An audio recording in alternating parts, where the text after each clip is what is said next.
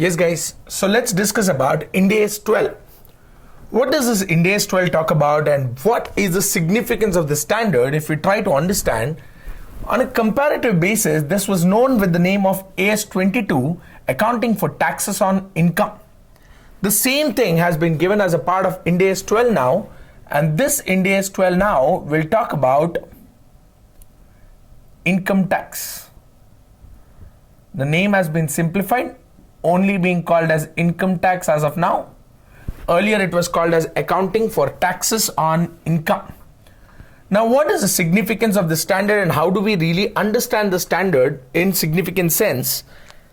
The first thing that you need to understand about the standard is that this standard is applicable for any taxes which are levied or income either in India or outside India.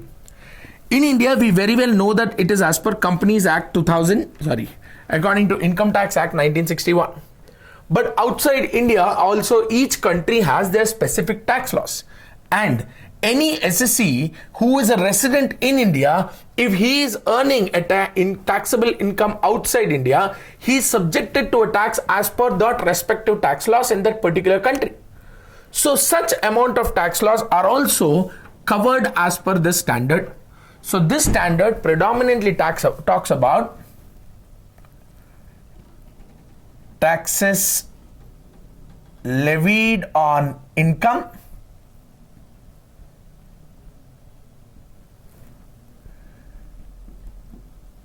in India or outside India. Could be any country which is levying that particular tax. This particular standard shall be applicable to that particular organization.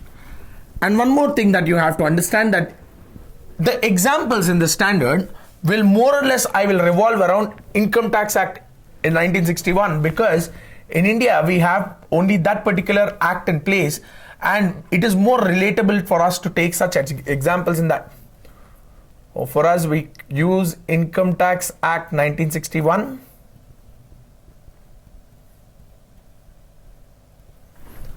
That is the rules which are in place as of now. So I'll be making sure that the examples are picked up from that particular act itself. Now going forward, let us try to understand the standard in significant sense and why does this standard actually come into force. According to this standard, the amount of income tax which is debited to the P&L, I'm talking about the amount to be charged to P&L,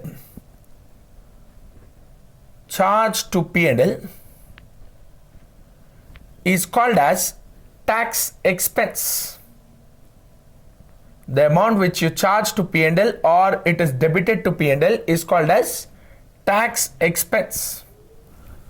Now to explain this tax expense, he uses the formula which is given as tax expense is equal to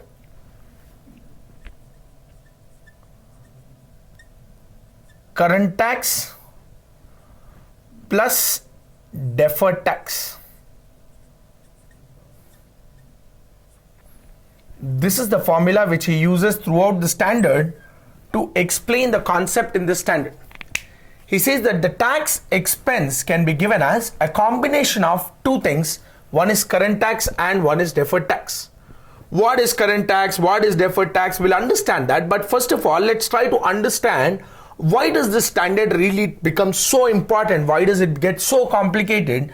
Is because our simple logic which revolves around the standard, which says that your accounting income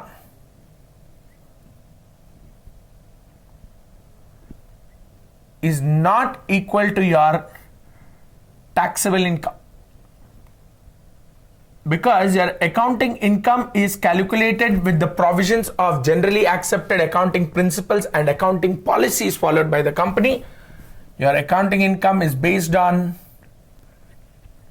GAAP's generally accepted accounting principles and accounting policies of the company.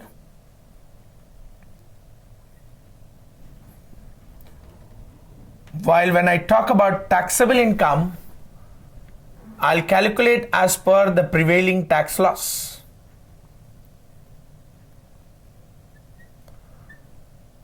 For the best example, your depreciation as per your Companies Act which is as per Schedule 2, is not the same depreciation that is allowed as per your Income Tax Act. Because your Income Tax Act uses something called as block of assets basis. But the same block of assets basis is not followed in accounting approach. Under accounting, we use a complete different approach where we start identifying what is the useful life, what is the estimated residual value, and determine what is the amount of depreciation. But the same value of depreciation is not allowed as per income tax, because as per income tax, we follow a block of assets basis. The percentage of depreciation is completely different. For the best example, take a scientific research expenditure. Scientific research expenditure under Income Tax Act has a weighted deduction, 120%, 150% deduction, 200% deduction. But can I give the same deduction under accounting income? Accounting income, the same amount is not charged to P&L in the same year. If a capital expenditure is involved in a scientific research expense, we will consider it as a normal asset, we depreciate it over the useful life. Income tax is saying not required. Make sure that the entire amount is deducted in the same year itself.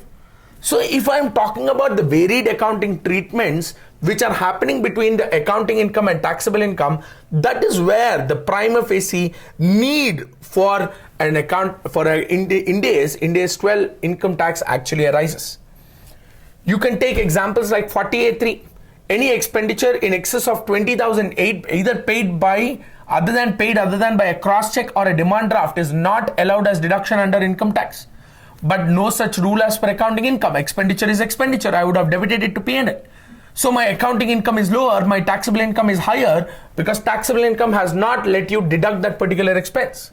43B expenditure, certain expenditure which are allowed only on payment basis. When an expenditure is allowed only on payment basis, only if it is paid the amount will be deducted as per income tax. But in accounting we follow accrual concept. Accrual is a generally accepted principle and it is a fundamental accounting assumptions to be talking about. So when I'm talking about accrual concept, I would have allowed that as deduction even if the amount is unpaid. Same amount of deduction is not allowable under income tax purpose. If an amount of TDS is not deducted for a particular expenditure, then it is not allowed as per income tax. But accounting, even if you don't deduct TDS, ultimately it's an expenditure. I would have compulsory made sure that the expense is debited to the P&L.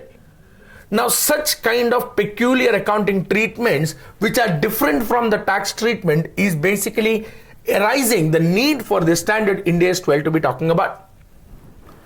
Now, let's try to understand and examine why does this difference arise. We have understood the reasons for the difference. So, what I'm saying here is, if your accounting income is not equal to your taxable income, then your tax on accounting income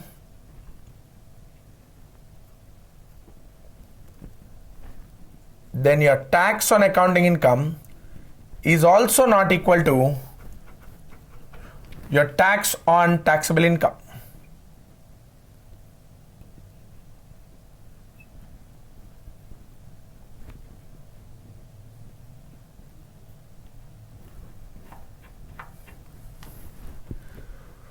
This tax on accounting income and tax on taxable income is what I'm trying to specify, and I'm here to say that my tax on accounting income is called as tax expense. And such tax expense is not equal to my tax on taxable income, which I'm calling it as current tax. This has given rise to an inequation to me. This is inequation saying that your tax on accounting income is not equal to your tax on taxable income. So your tax expense is not equal to your current tax. So when your tax expense is not equal to your current tax, that is where the inequation has to be changed into an equation. How do I change it into an equation? I'm saying like this. Tax expense is equal to current tax plus or minus. This plus or minus differential amount is called as deferred tax.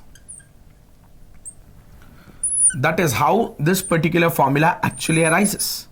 This is the same formula which I told you is a prima facie understanding of the standard. Is a tax expense which is debited to the P&L is a combination of current tax payable as per income tax laws and the differential taxable amount which is called as deferred tax. This concept of deferred tax arises prima facie because your accounting income is not equal to your taxable income. I haven't started the standard yet. All that we have been talking about right now is what is the need of the standard. Now, once you understand that, yes, there is a need for the standard because the accounting treatment of taxes is one of the most crucial concepts to be concluded with, and such amount of crucial concept is dealt as a part of the standard IND AS 12 income tax. What does this standard actually talk about? It will talk about measurement. Now, measurement of not current tax, because current tax is basically determined as per your prevailing tax laws. So let the tax laws decide what the current tax is. But I will start looking at what is deferred tax and how do I measure this deferred tax. However, current tax also, certain guidelines are given, but the standard predominantly talks about this concept of deferred tax, which is not governed as per any other tax laws, but should be covered only as per IND AS 12, that is your income tax standard. So let's start looking at how to calculate and how to measure this current tax and deferred tax, and also how to present these items in your financial statements and what disclosures are necessary. So I will discuss three things. One is the measurement of current tax and deferred tax. Two, presentation. Number three, the disclosures necessary. Very, very important three parts of the standard that we'll have to bifurcate and divide. First, I will start with measurement. Then we will move into the rest of the concepts.